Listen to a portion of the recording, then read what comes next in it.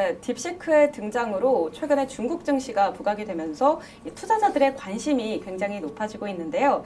그래서 저희가 이번 주부터 전문가분들을 모시고 함께 이야기 나눠보고 있습니다. 오늘은요, 이렇게 떠오르고 있는 중국 증시에서 과연 우리는 어떤 업종에 집중하면 좋을지 자세한 투자 전략 세워보도록 하겠습니다. 네, 오늘은 중국 증시 전문가시죠. 하나증권 김경환 연구위원님 나오셨습니다. 어서 오세요. 반갑습니다. 네, 반갑습니다. 안녕하십니까? 네. 네, 먼저 간단하게 시청자분들께 소개 말씀 부탁드릴게요.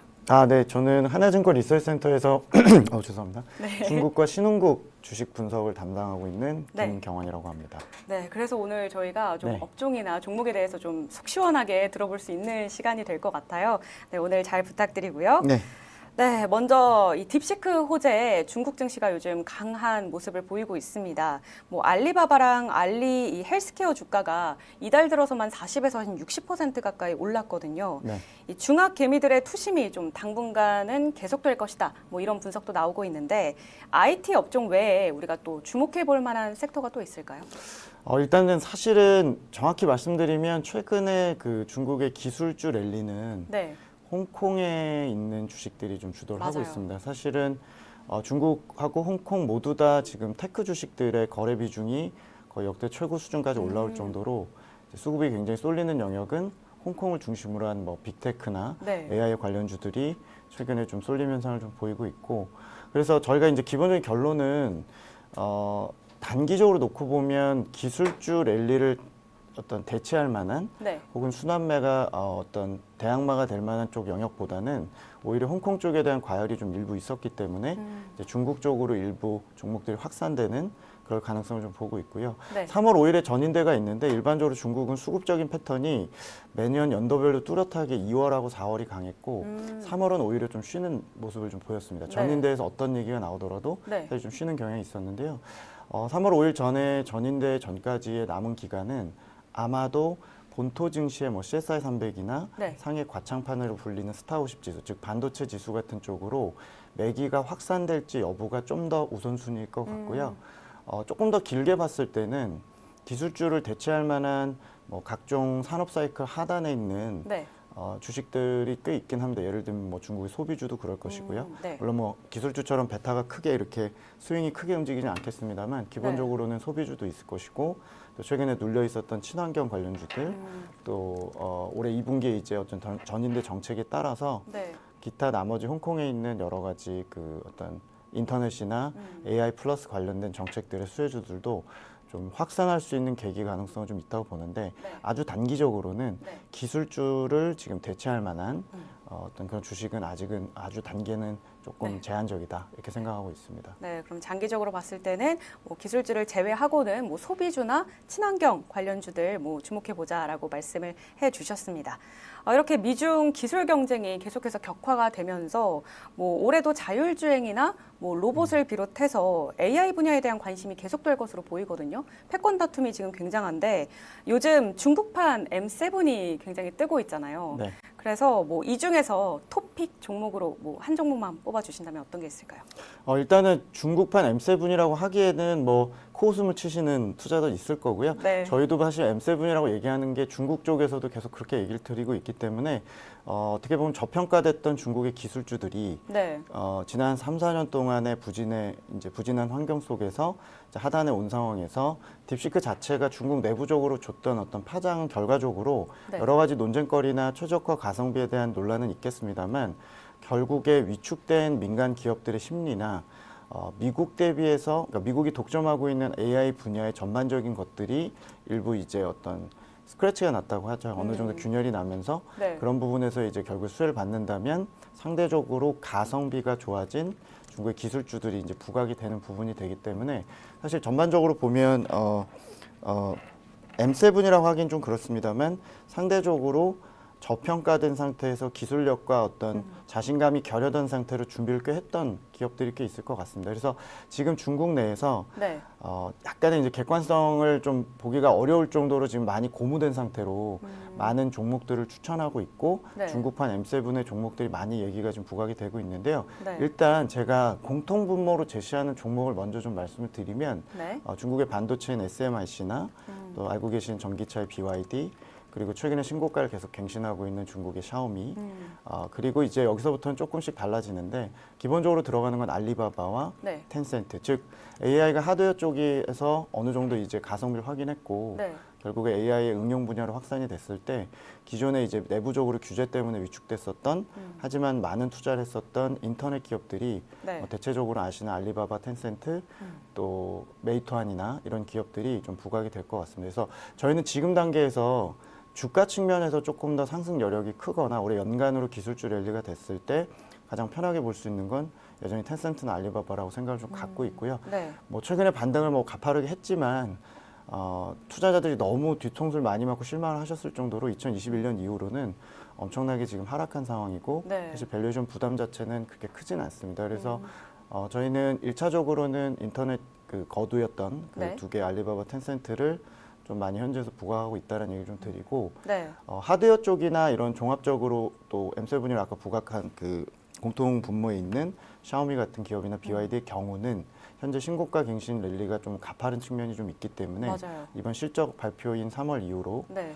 그리고 제가 말씀드린 3월의 조정 가능성을 좀 염두에 두고 지켜보시면서 4월 이후의 반등이나 혹은 네. 차후의 기회를 좀 보시는 게 맞지 않을까 생각은 갖고 있습니다. 그럼 비아디랑 샤오미는 지금 너무 많이 올랐기 때문에 지금 살짝 좀 기다려야 되는 것 같긴 하네요. 그러니까 기세는 여전히 좋습니다. 그런데 네. 지금 외사들조차도 그 목표가라고 하는 TP 자체를 계속적으로 좀 후행해서 올리고 있기 때문에 어떻게 보면 좀 추정하지 못했던 부분에서의 어떤 움직임도 꽤 있고요. 네. 또 최근에 아시겠지만 민영 기업들 좌담회라든지 이런 거를 시진핑 주석이 개최를 맞아요. 하면서 내부적으로 조금 상당히 지금 많이 좀 흥분해 있는 상태이기 때문에 본토 자금이 홍콩으로 내려와서 네. 매매를 좀 집중적으로 했던 측면도 좀 있습니다. 아. 그래서 단기 변동성이나 수급적인 과열에 좀 노출된 건 사실이기 때문에 올해 연간으로 펀더멘탈이 나쁘다. 뭐 이 네. 기업이 이 정도에서는 한계다라고 본다기보다는 조금 어떤 수급적인 측면에서 조정 가능성을 네. 좀 보면서 하지만 추가적인 상승 가능성을 보면서 2분기를 좀 바라보실 필요가 있을 것 같습니다. 네, 알겠습니다. 조언 들어봤고요. 그리고 ETF 시장에서도 최근에 뭐 중국 상품들 수익률이 좀 상당합니다. 국내 ETF 시장에서 최근 한 달간 가장 높은 수익률을 기록한 상품이 이 항생테크 지수 2배를 추종하는 ETF였거든요. 그러면 현 시점에서 비중 확대를 해도 괜찮을까요? 저희는 이제 증권사다 보니까 추천을 드리고 있고 저도 올해 네. 연간으로 항생지수나 또 항생H 그리고 본토의 CSI 300 같은 이제 일반적인 지수에 추천을 좀 드리고 있고요. 네. 전망치를 드리는데 이게 레버리지나 이런 것들은 사실 원칙적으로는 추천을 드리고 있지는 않습니다. 워낙 뭐 변동성이 크고 네. 기본적으로 쫓아가기가 쉽지 않을 걸로 봐서 너무 많이 오르긴 저희가 했죠. 이제 뭐 레버리지 상품 자체를 추천하는 거는 일반적으로 있지는 않고요. 네. 그래서 저희가 이제 기본적인 시황을 좀 말씀을 드리면 항생테크가 강했던 게 사실이고 최근에 이런 춘절 이후에 여러 가지 이제 딥시크 이슈나 민영 기업에 대한 어떤 재평가 이런 것들인데 일단 3월 달이 제가 수급적인 측면이나 기존의 어떤 중국의 일반적인 패턴들 네. 그리고 최근에 과열로 봤을 때는 현재 시점에서 추격 매수하는 정도의 상황은 조금 지양하는 게 좋지 않을까 생각을 갖고 있고요. 네. 이 역시도 3월 달에 저희가 아마 다른 쪽으로 주식으로 좀 더 순환매가 발생하거나 혹은 트럼프 쪽에서 이제 지금 몸을 풀고 있기 때문에 네. 관련해서 이제 어떤 규제가 나와서 근본적인 변화는 없지만 빌미가 돼서 조정이 있을 때 3, 4월 이후를 좀 노리시는 게 매매 관점에서는 좀 더 유리하지 않을까 생각하고 있고요. 네. 저희는 뭐 레버리지 자체는 선택의 영역이고 네. 기본적인 전망은 항생 H와 항생으로 그리고 또 본토는 CSI 300으로 좀 드리고 있습니다. 그리고 하나 더 말씀드리면 네.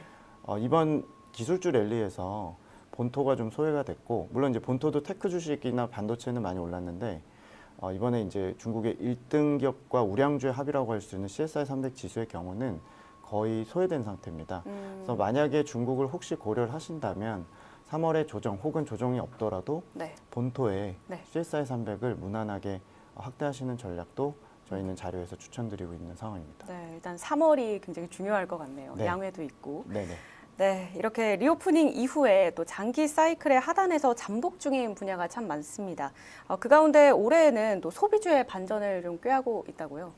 저희가 이제 자료 최근에 발간한 거에서 사실 연간으로 볼 때 중국의 AI 관련주들 확산 그리고 중국의 전체적인 테크나 미디어 같은 이런 테크 주식이 연간을 관통하는 큰 화두라는 부분은 저희가 뭐 부정할 수 없다. 그래서 이제 그 부분은 계속 가져간다 말씀드리고 있고요. 네. 저희가 중국이 지난 3년 동안 리오프닝도 상당히 리스크를 줬고 기대보다 못한 내수 상황이나 공급 과잉으로 인해서 주가가 안 됐던 원인이 결국에는 수급적인 측면도 있겠고 개별 기업들이 1등 기업들조차도 마진율이 훼손되는 측면이 좀 있었습니다. 그래서 바닥에 와 있는 산업 사이클이나 매크로적인 내수 환경이 굉장히 많아서 이번에 어떻게 보면 딥시크 이슈가 약간의 우연처럼 보이지만 저는 필연이었다고 생각한 부분도 있듯이 네. 중국이 나름대로는 이제 누적해서 이제 에너지가 누적이 됐거나 회복될 수 있는 영역들이 좀 있다고 생각을 하면서 그래서 대표적으로 올해 2분기부터는 3월 전인대 이후로 이제 재정의 지출이 들어가고 상반기가 아마 한 4년 만에 중국의 부동산 가격이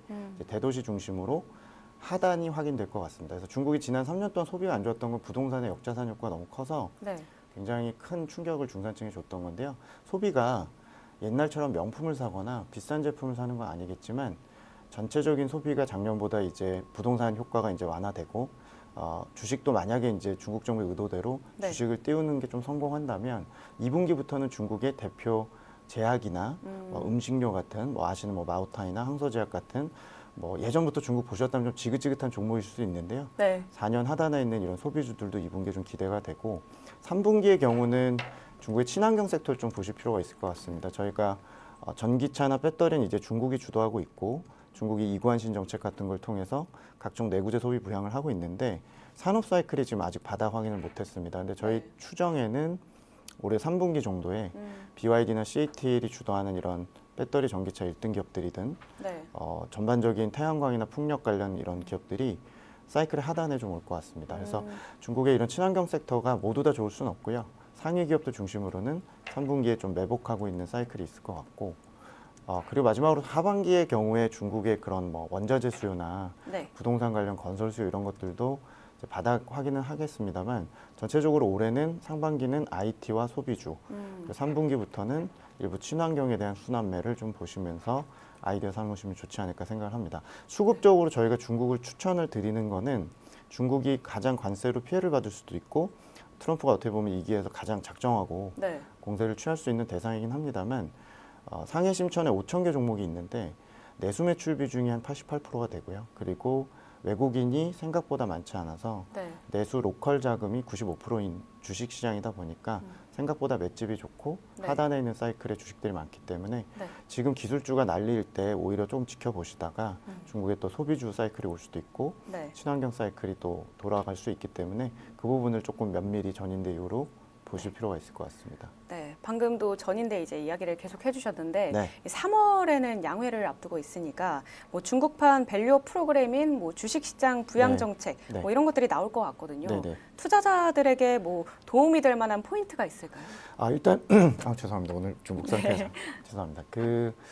올해 중국은 생각을 좀 크게 바꾼 것 중에 하나가 이제 작년 9월, 10월에 중국 시장이 4년 정도의 하단을 확인은 했고요. 네. 그렇게 된 계기는 중국 정부가 올해와 내년 정도 한 1, 2년의 그림을 일단 두 가지 정도를 바꿨습니다. 하나는 재정 정책을 세게 쓰겠다. 네. 즉 중앙 정부가 상당히 소비든 재정을 지출을 많이 하겠다는 걸 좀 생각을 크게 바꿨고 그게 올해부터 확인이 될 거고요. 두 번째는 네. 경기 부양을 하거나 뭐 경기가 좋아져서 저희가 중국 주식을 추천드리는 게 아니고 올해 중국 정부가 경기 부양의 수단으로 주가 활용을 하겠다라고 지금 얘기를 하고 있고 네. 중국이 지금 돈이 안 도는 유동성 함정에 좀 빠져 있기 때문에 이 통화량과 대출을 늘리는 방법, 소비까지 늘리는 방법을 결국에는 주식으로 좀 삼고 있습니다. 그래서 이번 3월 전인대에서 확인하실 부분은 1차적으로는 뭐 저희 같은 중국 애널리스트가 정리해서 알려드리겠습니다만 재정 적자율을 기대만큼 많이 일으키는지 네. 재정을 어디다 쓰겠다는지를 좀 확인하셔야 될 것 같고 아마도 이관신 같은 소비재 관련된 부양책을 많이 쓸 것 같고요. 두 네. 번째는 중국판 밸류업 정책이라고 하고 있는 정책은 작년부터 사실 시행을 하고 있는데 이번 3월 5일 전인대에서 아마도 주가 부양에 대한 의지는 좀 이미 피력을 했기 때문에 세부적으로 어떤 뭐 AI 플러스 같은 산업 지원책이라든지 네. 또 올해 이제 시작하는 5개년 계획 관련된 큰 그림을 좀 제시할 가능성이 있고 주식에 대한 입장은 이제 10년 만에 주주환원 정책 강력하게 배당과 자사주 네. 매입을 상장 기업에게 뭐 종용 혹은 강제하는 정책들이라서 네. 이번 3월 5일 전인대는 재정을 좀 핵심으로 이제 부가적으로 디테일이 어떻게 나오는지를 네. 3월 달에 보실 필요가 있을 것 같습니다. 네. 그리고 이렇게 중국 정부가 외치고 있는 소비 진작 측면에서 보면 이 한국 제품에 대한 수요 확대도 좀 생각해 볼 수 있을 것 같은데요. 일단 뭐 저희가 지금 찍고 있는 오늘 뭐 한알령 해제 관련해서 국내 주시장은 네. 컨텐츠나 맞아요. 엔터 관련주들이 지금 주가 좋았는데요.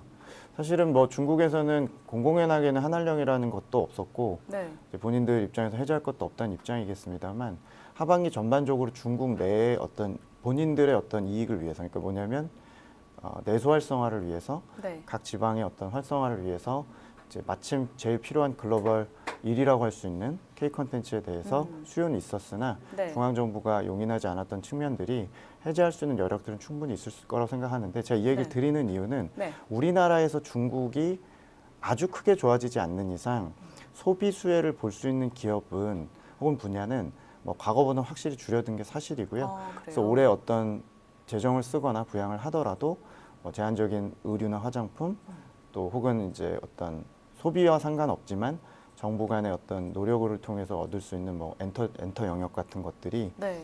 수혜인 것 같고요. 네. 소비 관련해서 이관신 정책을 이번에 세게 쓰고 있고 또 아시는 전기차, 뭐 가전, 스마트폰 이런 걸 하게 되는데 좀 작은 종목들이 네. 일부 이제 중국의 그 스마트폰이나 이런 쪽에 밸류 체인에 들어가서 이제 거기서 보는 수혜 정도가 있을 것 같고 네.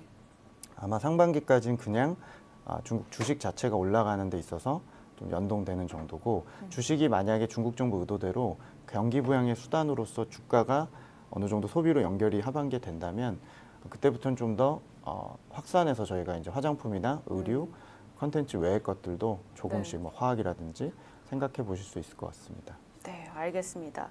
그리고 중국의 경제산업 5개년 계획이 이제 끝이 나잖아요. 내년부터 이제 다시 시작이 될 텐데 네. 올해 하반기에 산업별 예산이 또 새로 잡히잖아요. 수혜가 기대되는 업종은 또 어떤 걸 볼 수 있을까요?